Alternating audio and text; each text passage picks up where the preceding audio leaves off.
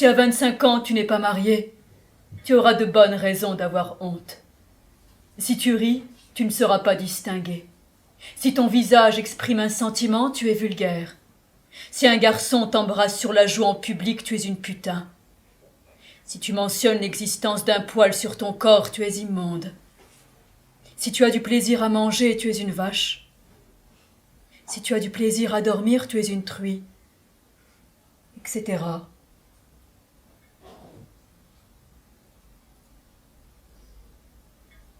Ces préceptes seraient anecdotiques s'ils ne s'en prenaient pas à l'esprit.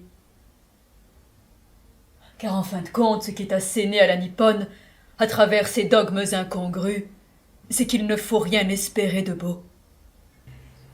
Petite, je voulais devenir Dieu. Très vite, je compris que c'était trop demandé, et mis un peu d'eau bénite dans mon vin de messe, je serais Jésus.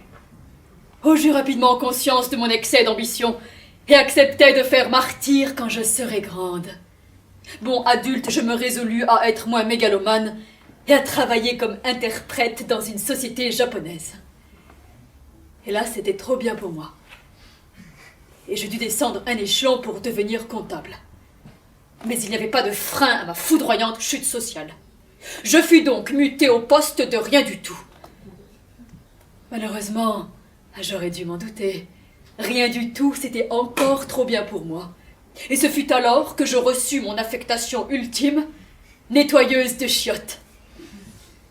Il est permis de s'extasier sur ce parcours inexorable de la divinité jusqu'au cabinet.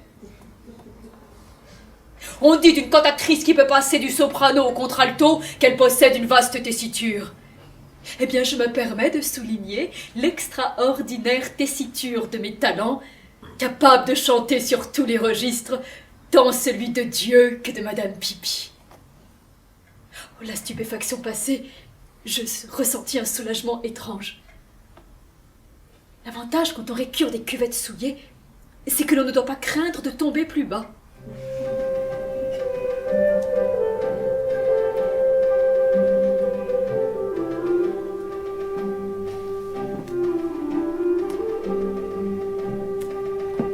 Fubuki, elle, n'était ni diable, ni Dieu. C'était une japonaise.